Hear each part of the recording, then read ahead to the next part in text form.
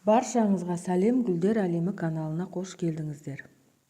Бүгінгі видеода гүлдердің өсуін, тамырын және де көптеген құрамында витаминдері бар бір жақсы тыңайтқыш дайындап сіздерге көрсеткелі отырмын.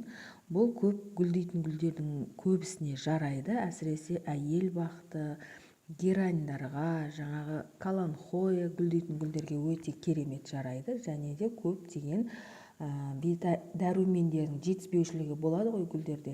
Дәрумен жетіспеген кезде гүлдің өзі белгі береді. Ол кезде де жапырақтарға белгі береді, жапырағының түсі өзгереді. Сол кездерде осындай үй жағдайында қолдан жасап өздеріңіз көптеген дәрумендер жасап берсеңіздер болады. Видеоны соңына дейін көріңіздер. Каналға тіркелмеген болсаңыздар, тіркеліп, лайк басып, комментария жазып, қоңыраушаны қосып қойыңыздар. Негізінде менің каналымда көптеген дәрумендер бар. Ол кәдімгі біздің ас үйде кездесетін тағамдардан жасалатын көптеген дәрумендер бар. Олардың гүлдерге зияны жоқ. Әрине жаңағы өздеріңіз дұрыс қолдансаңыздар. Негізінде қандай дәрумен болмасын, өзінің орнымен дұрыс қолданғандарыңыз дұрыс жақсы болады. Гүлдің өсуіне де жақсы болады, әсері керемет болады. Бірақ әрдайым бір дәруменді қайта жасап бере беруге болмайды. Себебі ол өзіне керекті затты алады да, кейінгі кезде уже ол дәрумен жеткілікті, бірақ басқа да тыңайтқыштар жасап берсеңіздер, әртүрлі тыңайтқыш жасап берсеңіздер, мысалы күріштен басқаша дәрумен алады, дрожждан басқаша дәрумен алады. Көптеген нелер бар ғой, үйде қол жағдайында жасалатын, жаңағы болмаса аптекадағы заттардан жасалатын перикстерден, активированный уголь, енді әрқайсысының құрамында әртүрлі зат бар да, бұларда әртүрлі дәрумен бар, әртүрлі микро-макро элементтер бар. Сол себептен гүлдерге дәрумен жетіспеген кезде кәдімгі үйдегі бар затыңызбен, шекерден, басқа да нәрселерден дәрумендер жасап берсеңіздер болады. Әрине оның жасалу жолын түрлі фруктыдан да жасап берсеңіз болады. Мысалы, оның жасалу жолы, қалай бересіз, не істейсіз, қанша күнге қойып қоясыз, не болмаса сразу құю керек па, барлығы менің каналымда бар. Ашып көрсеңіздер болады. Егер де мынандай дәрумен береді екен, біз бұның жасалу жолын білмейміз, соны бізге видео ретінде салсаңыз болар еді десеңіз, маған комментарияға жазсаңыздар, мен дәл сол фрукты болсын, дәнді дақыл болсын, соның несін жаңағы жасалу жолын сіздерге салуға тырысамын, видео жасап саламды. Жаңадан пересадка жасалған, бір ай, 2 ай болған гүлдерге дәрумен бермесеңіздер де болады. Себебі оның жаңа топырағында өзіне керекті барлық витамин болады. Ол сол витаминнің бәрін өзінің бойына сіңіріп болғаннан кейін өзі белгі береді, гүлге дәрумен жетіспей жатыр деген. Ол кезде гүлдер хлорозға ұшырайды, түрлі жапырақтардың түсі өзгереді. Жапырақтардың түсі жалғыз ол дәрумен жетіспегеннен емес, зиянкес жесе де өзгереді. Тұрған жері ұнамаса да өзгереді, су көп құйсаңыз да өзгереді. Бір жағдайдан болмайды. Маған көрермендерім айтады, гүлімнің жапырағы үйістіп жатыр, сарғайып жатыр деп. Ол әртүрлі жағдайдан болады. Бөлмеден бөлмеге ауыстырғаннан, сквозняктан, стресстен, түрлі нәрседен болады да. Әсіресе зиянкестер өте қатты гүлді зақымдайды, өсуін де нашарлатады. Тіпті жапырақтары майдаланып кетеді да, зиянкес түскен кезде. Көп адамдар соны байқамайды. Сол себептен жаңағыдай жапырақтарының түсі өзгеріп, зиянкесі жоқ, бірақ өзі солай халі нашарлап жатса, осындай үйдегі қарапайым заттардан қолдан дәрумен жасап беріңіздер. Нормасымен пайдаланыңыздар. Әрине, топырақты қатты былшылдатып, шылқылдатып берудің қажеті жоқ. Одан қайта сіз гүліңізге зиян келтірмесеңіз, пайда ала алмай қаласыз. Сол үшін әр нәрсені өзінің шегі бар, сол несімен, нормасымен пайдаланған дұрыс болады. Ал енді бүгінгі жасайтын тыңайтқышымыз бұл кәдімгі үйде өзіміз жейтін сухофрукты есебінде қабылдаймыз ғой. Сухофрукты есебінде қабылдаймыз, кәдімгі қара мейіз.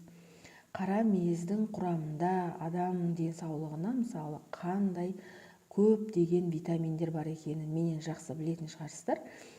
Себебі ол адамның қанын құрамын жақсартады.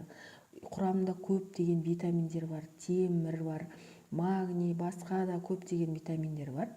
Сол витаминдерді біз кәдімгі мейізден алып гүлдерімізге де тыңайтқыш жасап берсек болады екен. Себебі оның құрамында соншалықты витамин көп болғандықтан кәдімгі хлорозбен ауырады ғой гүлдерге темір жетіспеген кезде олар хлорозға ұшырайды. Витамин жетіспеген кезде да жалғыз темір емес енді. Общий витамин жетіспегеннен хлорозға ұшырайды. Хлорозға ұшыраған кезде гүлдің жапырағы өзі сондай ала-ала болып, сәл сарала болып, сөйтіп андай түсі өзгереді. Қазір менде данный момент ондай жапырақ болмағандықтан сіздерге фотосында көрсете алмай тұрмын. Енді сондай жағдайда жаңағы үйде кәдімгі негізі гүл сататын магазиндерде де болады. Хлорозға ұшыраған гүлдерге беретін дәрумендер, химиялық дәрумендер болады. Егер де қаламасаңыздар, соны алып берсеңіздер болады. Олардың да сыртында қаншаға қанша араластырасыз, қалай құясыз, барлық инструкция жазылып тұрады. Дәл сол инструкцияны пайдаланып гүлдеріңізге құйып шықсаңыздар болады. Енді біздің жаңағы мейізден дайындалатын тыңайтқышымыз гүлдердің ауырғанын, хлорозбен ауырып тұрғанына өте пайдалы. Витамин жетіспеген кезде топырақтағы витаминді толықтырып, жаңағы гүлдің өсуіне, гүлдейтін гүлдерге де өте пайдалы. Гүлдейтін гүлдерге де өте керемет витамин береді. Сол себептен үйде осыны дайындап берсеңіздер, гүлдеріңіз жақсы өседі деген ойдамын. Әрине, дәрумен берген кезде гүл жарық жерде тұру керек. Көлеңке, қараңғы жерде тұрса, ол топырақта ұзақ тұрып қалуы мүмкін, не болмаса гүл оны толық өзіне сіңіріп қорыталмай қалуы мүмкін. Сол себептен тыңайтқышты негізі таңғы кезде құйсаңыздар болады, не болмаса кешкі уақытта құйсаңыздар болады. Шақшиып, қатты ыстық терезенің алдына қоймаңыздар тыңайтқыш берген кезде. Және алдымен тыңайтқыш берер алдын топырақты жақсылап ылғалдап алыңыздар. Ылғалданған топыраққа берген тыңайтқыш ол гүлге зиян тигізбейді. Ал енді қалай дайындаймыз? Кәдімгі қарапайым мейізден бір уыс мейіз аласыз, кәдімгі 1 литр банкіге саласыз. Сөйтіп қайнап тұрған суды бір 20 минуттай демалдырасыз. Қатты қайнап тұрған су құймаңыз. 20 минут демалған суды кәдімгі сол бір уыс мейізіміздің үстіне құямыз. Құйғаннан кейін жақсылап араластырасыз, 4-5 сағатқа қойып қоясыз. 4-5 сағаттың ішінде жаңағы суымыз мейіздегі барлық дәруменді алады, кәдімгі компот сияқты. Себебі ыстықтау су құйып тұр қой біз. Ыстықтау су құйғаннан кейін ол соны жібітіп, денесіндегі витаминдерді суға таратады. Суға тарағаннан кейін 4-5 сағаттан кейін жақсылап тағы да бір араластырасыз. Араластырғаннан кейін су кәдімгідей мутный болып кетеді. Бір жағы суиды дәруменіміз, бір жағы жаңағы мейіздегі көптеген дәруменді су өзіне тартып алғандықтан суымыз мутный болып дәруменіміз дайын болады.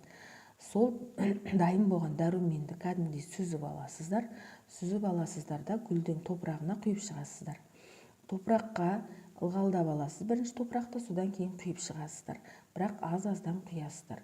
Бірінші кезде, мысалы сіз алғаш рет бір дәрумен пайдаланып жатқан кезде, просто жаңағыдай жасаңыз, осы артылып қалды ғой деп көп құйып тастамаңыз, аз-аздан құйып шығыңыз.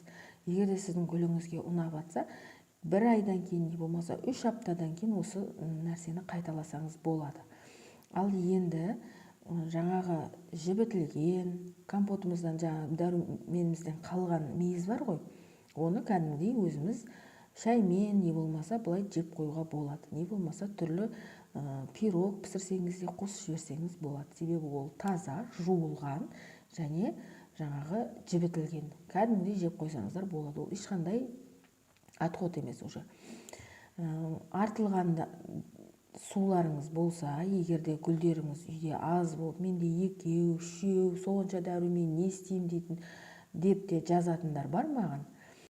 Далада өсетін өсімдіктеріңіз болса, соларға пайдаланып тастасаңыздар болады. Не болмаса артылғанын төгіп тастаңыз. Себебі оны кейін сақтап 3-4 аптадан кейін қайтадан пайдалануға болмайды. Және де тағы бір айта кететін жайт, қандай дәрумен дайындамасаңыз, сол кезде сол уақытысында пайдаланыңыздар. Ұзақ сақтап пайдалануға болмайды ешқандай дәруменді. Әсіресе қолдан үй жағдайында жасалған табиғи тыңайтқыштарда. Кәдімгі химиялық магазиннен алатын дәрумендерді дәл солай жасайсыз, сразу пайдаланып тастау керек та. Артылғанын пайдаланып тастау керек екен деп барлығын былшылдап гүлге құйып тамырын шіріп жібермеңіздер. Енді артылғанын төге салыңыз, амал жоқ. Не болмаса ысырап болмасын десеңіз, домда тұрсаңыз да айналаңызда талдар бар шығар. Балдарға ана талдың түбіне құйып кеш десеңіз, барып құйып келеді, болды. Ешқандай ысырап та болмайды. О байғұста кішкене болса да дәрумен барады. Тал болсын, гүл болсын, далада өсіп жатқан жер тамда тұрсаңыздар, есіктің алдында тал, гүл, қандай өсімдік болмасын, соларға құя салыңыздар. Ол кішкентай ғана да неден, судан ол талға, даладағы гүлдерге ешқандай зиян келмейді. Егерде ысырап болмасын десеңіз де, бірақ бәрін ойбай, бәрін сразу пайдаланып таста деді ғой деп, прям гүлдің тамырын шіріп жібермеңіздер. Бұл да кәдімгі су болғандықтан, судан жасалғандықтан, ол топыраққа көп, нормадан артық көп құйсаңыз, топырақта ылғал ұзақ тұрып қалады. Ұзақ тұрғаннан кейін ол жаймендеп кеп алмайды, кеп алмағаннан кейін жаймендеп тамырды шірітеді.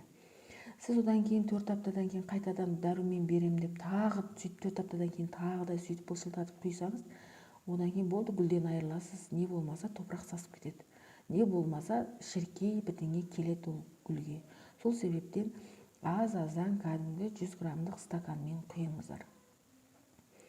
Дәруменді де бірінші 100 граммдық стаканменен гүлге жай ғана топырағына су құйбаңыздар. Ол жарты сағат 20 минуттың ішінде топыраққа сіңеді. Жарты сағат 20 минуттың ішінде сіздің тыңайтқышыңыз дайын болады. Дайын болғаннан кейін оны да дәл солай әр горшоктың көлеміне қарай, егерде 3-4 литрлік горшок болатын болса, 100 граммдық стаканмен 2 стакан, кішкентай ғана горшоктар болатын болса, оларға 100 граммдық стаканмен 1 стакан құйып шығыңыздар. Соның өзі сіздерге мынадан жетеді. Сол видеом пайдалы болса, каналға тіркеліңіздер, лайк басыңыздар, түсінбеген жерлеріңізді сұраңыздар.